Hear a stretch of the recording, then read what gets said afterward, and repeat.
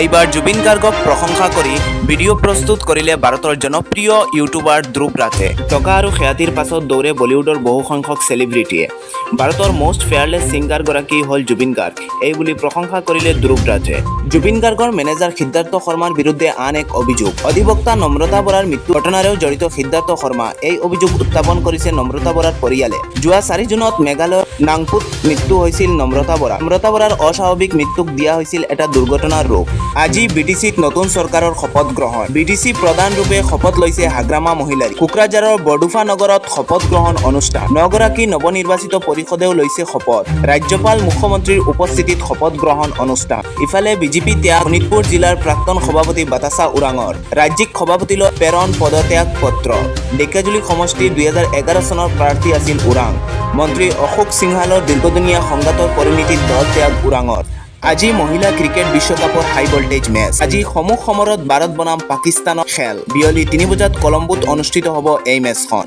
মধ্যপ্ৰদেশৰ চিন্দাৱাৰাত বিষাক্ত কফ চিৰাপ খাই 11টি শিশুৰ মৃত্যু। শিশুক কফ চিৰাপৰ প্ৰেছক্ৰিপশ্যন দিয়া ডক্টৰ প্ৰবীণ সোণীক গ্ৰেপ্তাৰ আৰক্ষীৰ।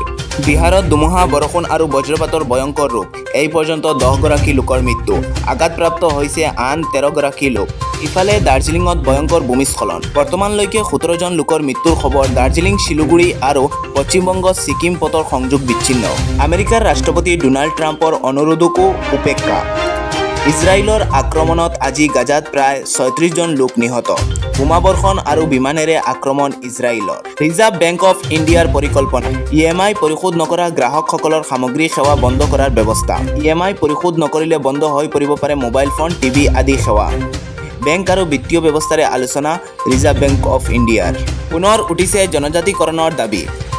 8 অক্টোবৰত তিনিচুকীয়া কপাব চাহ জনগোষ্ঠীৰ 1 লক্ষাধিক লোকে। আজি হলিউডৰ অভিনেতা তথা অসম সন্তান আদিল হুছেইনৰ জন্মদিন। তেন্তে বন্ধুসকল, আজিৰ বিগ ব্ৰেকিং নিউজ এইকেইটাই। যদি ভিডিঅ'টো ভাল লাগে তেনেহ'লে এটাকৈ লাইক কৰিব আৰু আমাৰ চেনেলটো ছাবস্ক্ৰাইব আৰু ফ'ল' কৰিব। ধন্যবাদ।